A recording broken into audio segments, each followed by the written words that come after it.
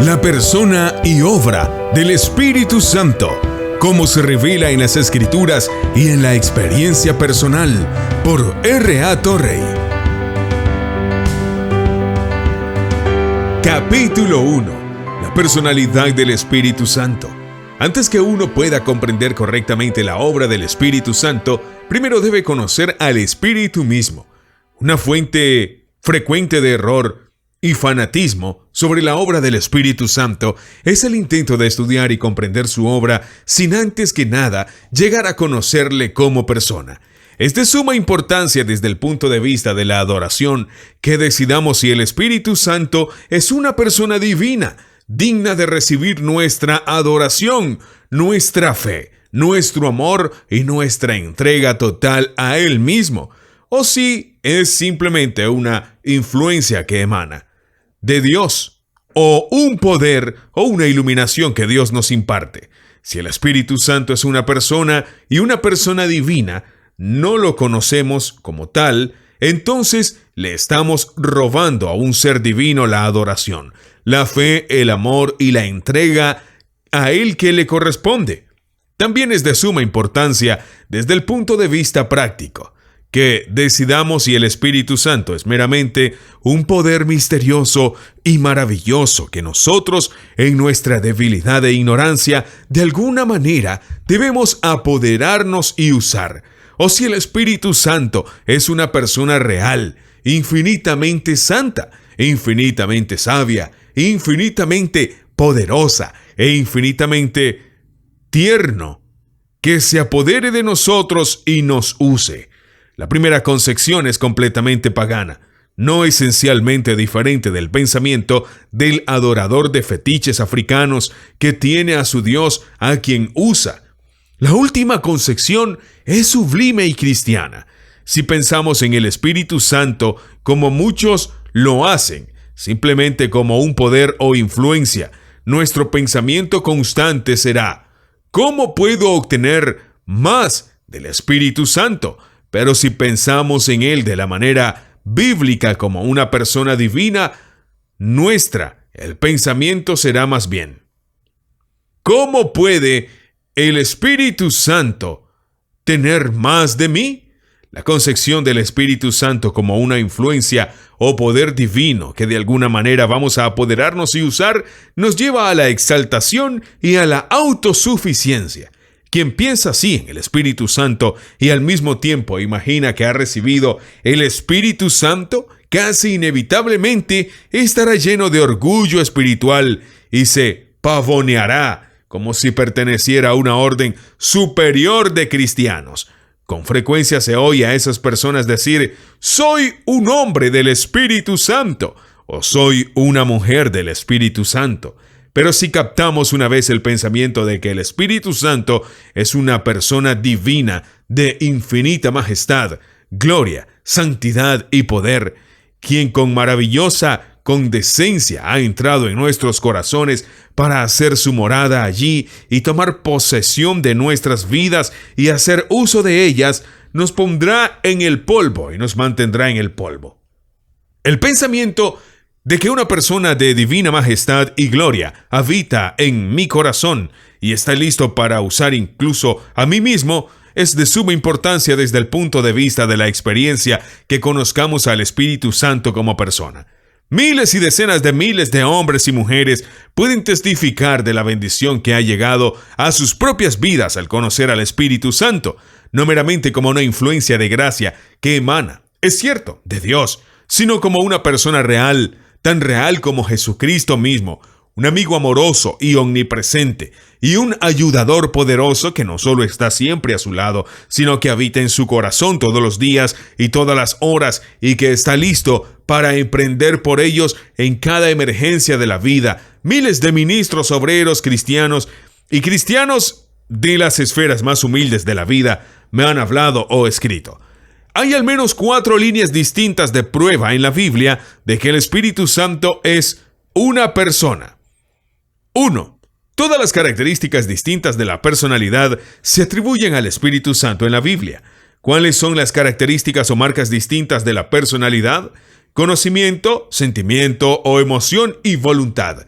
Cualquier entidad que piensa, siente y quiere es una persona.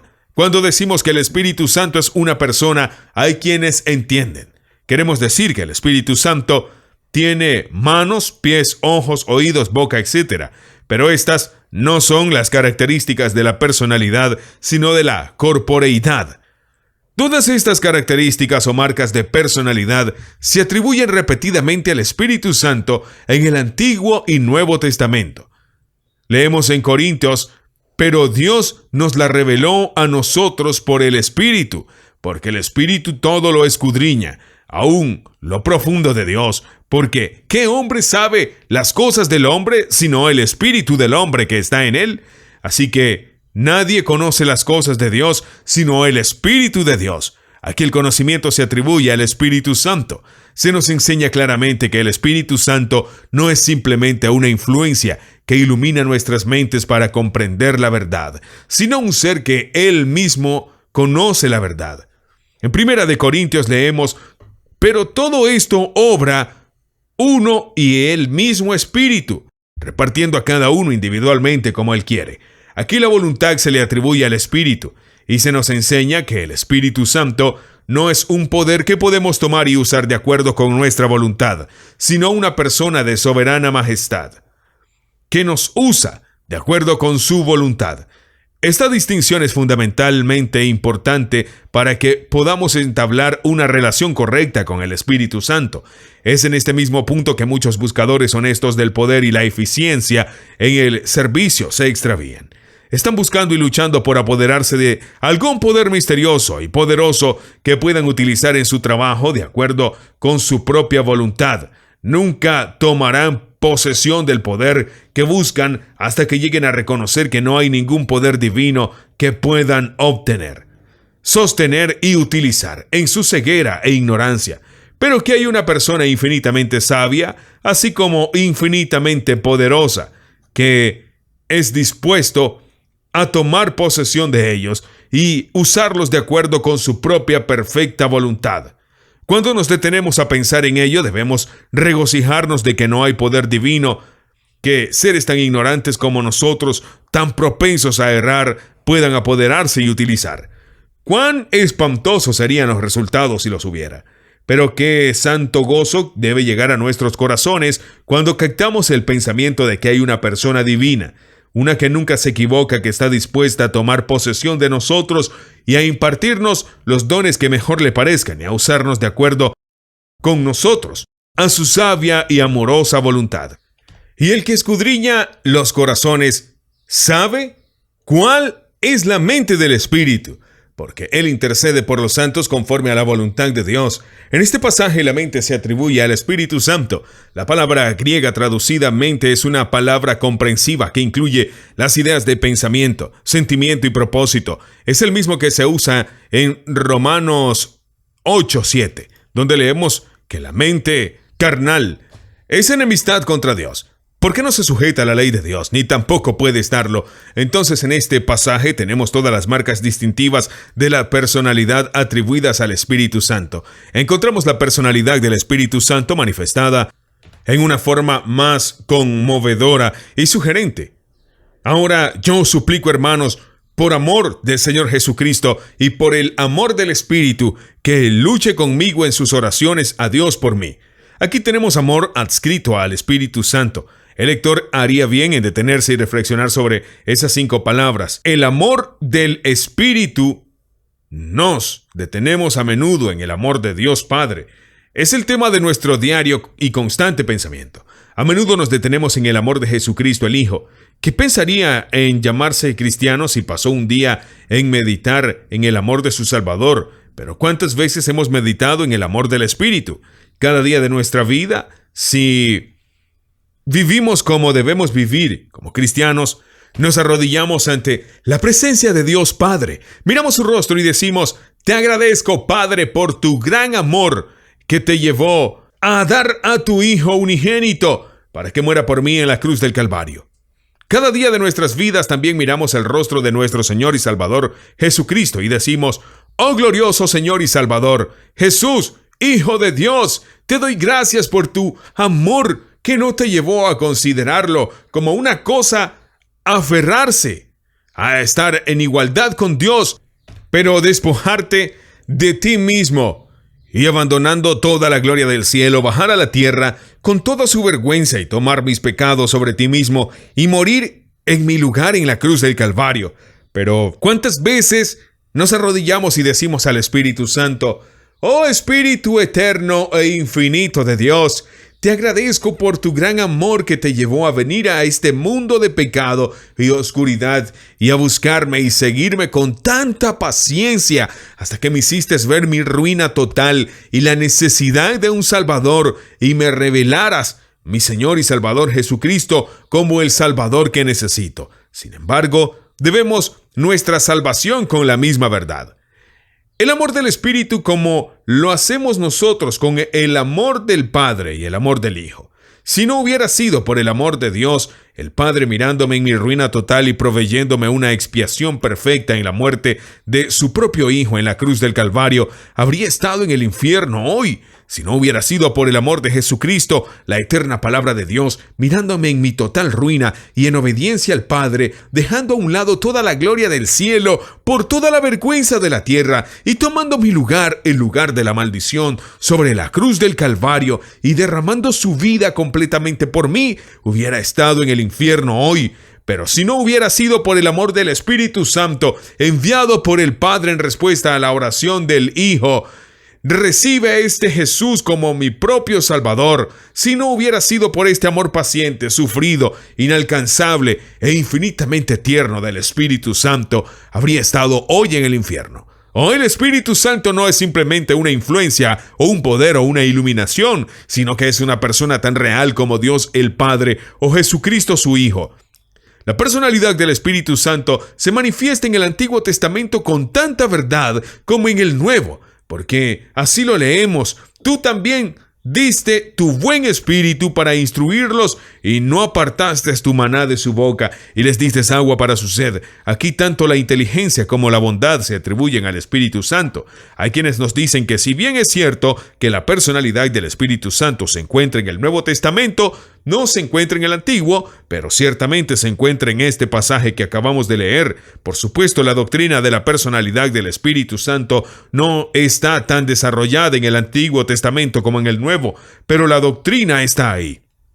Quizá no haya ningún pasaje en toda la Biblia en que la personalidad del Espíritu Santo sale con más ternura y conmovedora que en Efesios: y no contristéis al Espíritu Santo de Dios, por el cual estáis sellados para el día de la redención. Aquí el dolor se atribuye al Espíritu Santo. El Espíritu Santo no es una influencia o poder ciego e impersonal que llega a nuestras vidas para iluminarnos, santificarlos y empoderarlos. No, es inconmensurablemente más que eso. Él es una persona santa que viene a morar en nuestros corazones, uno que ve claramente cada acto que realizamos, cada palabra que hablamos, cada pensamiento que abrigamos, hasta el más fugaz o la más fugaz fantasía que se deja pasar por nuestras mentes. Y si hay cualquier cosa en acto, palabra o hecho que sea impuro, impío, cruel, egoísta, mezquino o falso, este infinitamente santo es profundamente afligido por esto. No conozco ningún pensamiento que ayude uno más que esto para llevar una vida santa y caminar suavemente en presencia de lo sagrado. ¿Con qué frecuencia se impide que un joven ceda a las tentaciones que rodean a la juventud por el pensamiento que si cediera a la tentación que ahora lo asalta, su Santa Madre podría oír hablar de ello y entristecería más allá de la expresión? ¿Cuántas veces un joven ha tenido la mano sobre la puerta de algún lugar de pecado por el que está a punto de entrar y él se le ha ocurrido un pensamiento: si yo entrara allí, mi madre podría escucharlo y casi la mataría? Y él se ha vuelto de espaldas a esa puerta y se fue para llevar una vida pura, que puede que no llore a su madre. Pero hay uno más que es más santo que cualquier madre, uno que es más sensible al pecado que la mujer más pura que jamás haya caminado sobre esta tierra y que nos ama como incluso ninguna madre ha amado jamás, y este habita en nuestros corazones si somos realmente cristianos, y Él ve cada acto que hacemos durante el día o al amparo de la noche. Él escucha cada palabra que pronunciamos, en público o en privado. Él ve cada pensamiento que abrigamos, Él contempla cada fantasía e imaginación que se permite, incluso momentáneo alojamiento en nuestra mente. Y si hay algo profano, impuro, egoísta, mezquino, cruel, duro, injusto o de cualquier manera malvado, cualquier palabra, pensamiento o fantasía le entristece si nosotros permitimos que esas palabras no contristen al Espíritu Santo de Dios, que se hundan en nuestros corazones y se conviertan en el lema de nuestras vidas. Espíritu Santo, guárdanos de cualquier pecado. ¿Con qué frecuencia algún pensamiento o fantasía ha tocado para entrar en mi propia mente y estaba a punto de encontrar entretenimiento cuando el pensamiento ha llegado? El Espíritu Santo ve ese pensamiento y será afligido por él. Y ese pensamiento se ha ido. Número 2. Muchos actos que solo una persona puede realizar se atribuyen al Espíritu Santo. Si negamos la personalidad del Espíritu Santo, muchos pasajes de las Escrituras se vuelven absurdos y sin sentidos. Por ejemplo, en 1 Corintios 2, pero Dios nos las reveló a nosotros por el Espíritu, porque el Espíritu todo lo escudriña, aún lo profundo de Dios. Este pasaje nos presenta el Espíritu Santo, no meramente como una iluminación mediante la cual somos capacitados para captar las cosas profundas de Dios, sino como una persona que Él mismo escudriña las cosas profundas de Dios y luego nos revela los preciosos descubrimientos que Él ha hecho. Leemos en Apocalipsis: el que tiene oído, oiga lo que el Espíritu dice a las iglesias. Al que venciere le daré de comer del árbol de la vida que está en medio del paraíso de Dios. Aquí el Espíritu Santo se presenta ante nosotros no meramente como una iluminación impersonal que viene a nuestras mentes, sino como una persona que habla y desde lo más profundo de su propia sabiduría susurra al oído de su siervo que escucha la preciosa verdad de Dios. En Gálatas leemos: y porque sois hijos, Dios envió el Espíritu de su Hijo a vuestros corazones, clamando: Abba, Padre. Aquí se presenta el Espíritu Santo clamando en el corazón del creyente individual, no meramente una influencia divina que produce en nuestros corazones la seguridad de nuestra filiación, sino alguien que clama en nuestro corazón, que da testimonio junto con nuestro espíritu de que somos hijos de Dios. El Espíritu Santo también está representado en las Escrituras como uno quien ora. Y de la misma manera el Espíritu también ayuda en nuestra debilidad porque no sabemos orar como deberíamos, pero el Espíritu mismo intercede por nosotros con gemidos indecibles. De este pasaje se desprende claramente que el Espíritu Santo no es simplemente una influencia que nos impulsa a orar, sino una persona que Él mismo ora con nosotros y a través de nosotros.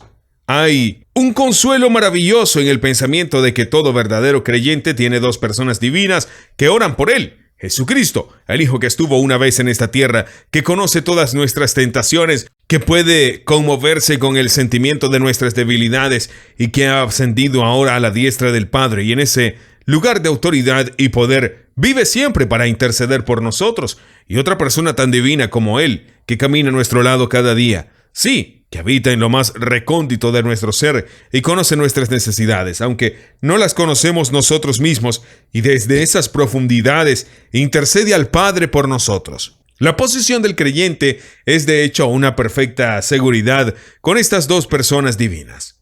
Leemos en Juan: pero cuando venga el Consolador, a quien yo os enviaré del Padre, el Espíritu de verdad que procede del Padre, Él dará testimonio de mí. Aunque el Espíritu Santo se presenta ante nosotros como una persona que da su testimonio de Jesucristo, no meramente como una ilusión que capacita al creyente para testificar de Cristo, para una persona que Él mismo testifica. Y en este versículo y en el siguiente se hace una clara distinción entre el testimonio del Espíritu Santo y el testimonio del creyente de quien Él ha dado testimonio. Porque leemos en el versículo siguiente: y ustedes también darán testimonio porque han estado conmigo desde el principio. Entonces hay dos testigos, el Espíritu Santo dando testimonio al creyente y el creyente dando testimonio al mundo. También se habla del Espíritu Santo como maestro, pero el Consolador, que es el Espíritu Santo, a quien el Padre enviará en mi nombre, Él les enseñará todas las cosas y les recordará todas las cosas que yo les he dicho. En Juan dice: todavía tengo muchas cosas que deciros, pero ahora no les podéis soportar. Sin embargo, cuando venga el Espíritu de verdad, Él os guiará a toda la verdad, porque no hablará de sí mismo, pero todo el que lo oyere, eso hablará y os mostrará las cosas por venir.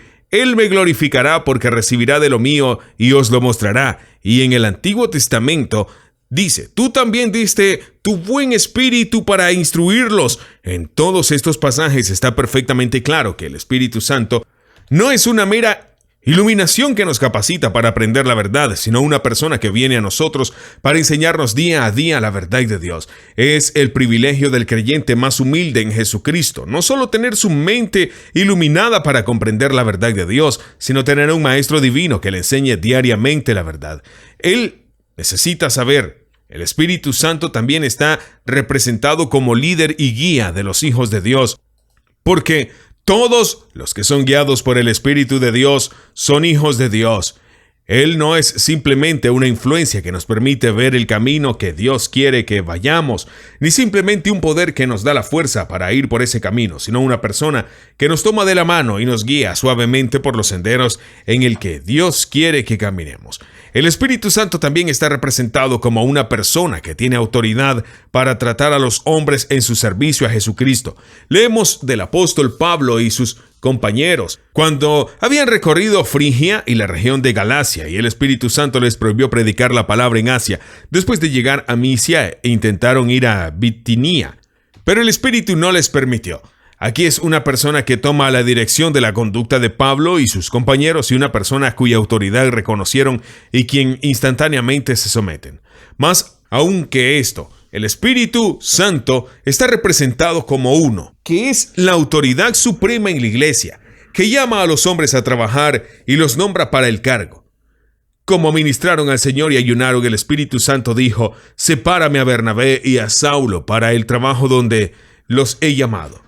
Por tanto, mirad a vosotros mismos y a todo el rebaño sobre el cual el Espíritu Santo os ha hecho superintendentes para alimentar la iglesia de Dios, que Él ha comprado con su propia sangre. No puede haber ninguna duda para un buscador sincero de la verdad de que es una persona y una persona de divina majestad y soberanía que está aquí entre nosotros.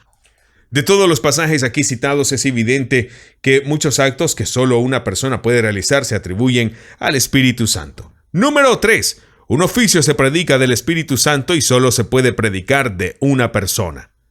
Nuestro Salvador dice en Juan: y rogaré al Padre y Él les dará otro consolador para que permanezcan con ustedes para siempre, incluso el Espíritu de verdad, a quien el mundo no puede recibir porque no le ve ni le conoce. Pero vosotros le conocéis porque Él mora contigo y estará en ti. Nuestro Señor había anunciado a los discípulos que estaba a punto de dejarlos.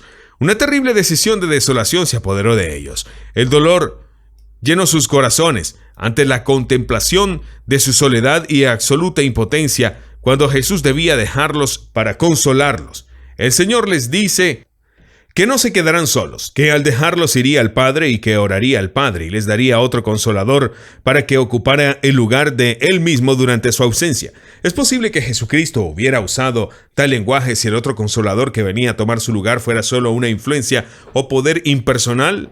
Aún más, es posible que Jesús pudiera haber dicho como lo hizo Juan: sin embargo, les digo la verdad, les conviene que yo me vaya, porque si no me voy, el Consolador no vendrá a ustedes, pero si me marcho, se lo enviaré. Si este Consolador a quien iba a enviar fuera simplemente una influencia o poder impersonal, no una persona divina, iba otra persona, justo cuando la divina venía a ocupar su lugar. Y era conveniente para los discípulos que el uno fuera a representarlos ante el Padre, porque otra tan divina y suficiente venía para tomar su lugar. Esta promesa de nuestro Señor y Salvador de la venida del otro Consolador y de su permanencia con nosotros es la más grande y mejor de todas para la presente dispensación. Esta es la promesa del Padre, la promesa de promesas. Lo retomaremos cuando vayamos a estudiar los nombres del Espíritu Santo. 4. En un tratado se predica del Espíritu Santo que solo se puede predicar de una persona. Leemos: pero ellos se rebelaron y entristecieron a su Espíritu Santo, por tanto Él se convirtió en su enemigo y luchó contra ellos. Aquí se nos dice que el Espíritu Santo se rebela y se entristece. Solo una persona puede rebelarse y solo una persona de autoridad. Solo una persona puede sufrir. No puedes lamentar una mera influencia o poder. ¿Cuánto mayor castigo pensáis que merecerá el que pisoteare al Hijo de Dios y tuviere por inmunda la sangre del pacto en la cual fue santificado e hiciere afrenta al Espíritu de gracia? Aquí se nos dice que el Espíritu Santo es. Solo hay un tipo de entidad en el universo que puede ser tratada con contumedad o insultada, y esa es una persona. Es absurdo pensar en tratar con contumedad una influencia o un poder o cualquier tipo de ser que no sea una persona. Leemos de nuevo en el libro de Hechos, pero Pedro dijo: Ananías, ¿por qué ha llenado Satanás tu corazón para mentir al Espíritu Santo y quedarte con parte del precio de la tierra? Aquí tenemos al Espíritu Santo representado como alguien a quien se le puede mentir. No se puede mentir a nada más que a una persona. Leemos también en Mateos: por tanto os digo, todo pecado y blasfemia será perdonada a los hombres, pero la blasfemia contra el Espíritu Santo no será perdonada a los hombres. Y al que diga una palabra contra el Hijo del Hombre, le será perdonada, pero al que hable en contra del Espíritu Santo no le será perdonada, ni en este mundo, ni en el venidero. Aquí se nos dice que se blasfema contra el Espíritu Santo. Es imposible blasfemar contra otra persona si el Espíritu Santo no es una persona. Ciertamente no puede ser un pecado más grave y decisivo blasfemarlo que blasfemar contra el Hijo del Hombre, nuestro Señor y Salvador, el mismo Jesucristo.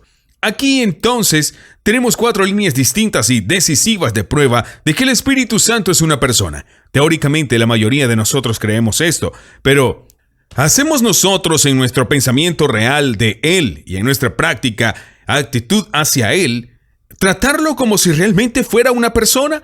Al final de un discurso sobre la personalidad del Espíritu Santo en una conferencia bíblica hace algunos años, alguien que había ido a una iglesia, miembro desde hace muchos años, miembro de una de las denominaciones más ortodoxas de nuestra era, me dijo: nunca antes había pensado en ello como una persona. Sin duda esta mujer cristiana había cantado a menudo: alabado sea Dios, de quien fluyen todas las bendiciones, alabadle todas las criaturas aquí abajo, alabadle arriba, ejército celestial, alabado sea Padre, Hijo y Espíritu Santo. Sin duda ella había cantado a menudo, sin duda ella lo había hecho. Gloria al Padre, al Hijo y al Santo Espíritu, como era al principio, es ahora y siempre será, sin fin, mundo sin fin. Amén. Pero una cosa es cantar palabras, otra cosa es darse cuenta del significado de lo que cantamos. Si esta mujer cristiana hubiera sido cuestionada con respecto a su doctrina, sin duda habría dicho que creía que había 3 personas de la deidad: Padre, Hijo y Espíritu Santo. Pero una confesión teológica es una cosa, una realización práctica de la divinidad. La verdad que confesamos es otra cosa muy distinta. De modo que la pregunta es del todo necesaria. No importa cuán ortodoxo pueda ser en sus declaraciones de credo, ¿considera al Espíritu Santo como una persona tan real como lo es Jesucristo, tan amoroso, sabio y fuerte, tan digno de tu confianza, amor y entrega como el mismo Jesucristo? El Espíritu Santo vino a este mundo para ser para los discípulos de nuestro Señor después de su partida, y para nosotros lo que Jesucristo había sido para ellos durante los días de su compañía personal con ellos. ¿Eso es para ti? ¿Lo conoces? Cada semana en tu vida escuchas la bendición apostólica. La gracia del Señor Jesucristo y el amor de Dios y la comunión del Espíritu Santo sean con todos ustedes. Pero mientras lo escuchas, ¿captas su significado? ¿Conoce la comunión del Espíritu Santo? La comunión del Espíritu Santo, la asociación del Espíritu Santo, la camaradería del Espíritu Santo, la íntima amistad personal del Espíritu Santo. En esto radica todo el secreto de una verdadera vida cristiana, una vida de libertad, gozo, poder y plenitud. Tener como amigo siempre presente y ser consciente de que uno tiene como amigo siempre presente al Espíritu Santo y entregar la vida en todos sus departamentos enteramente a su control. Es la verdadera vida cristiana. La doctrina de la personalidad del Espíritu Santo es tan distintiva de la religión que Jesús enseñó como las doctrinas de la deidad y la expiación de Jesucristo mismo. Pero no es suficiente creer en la doctrina. Uno debe conocer al Espíritu Santo mismo.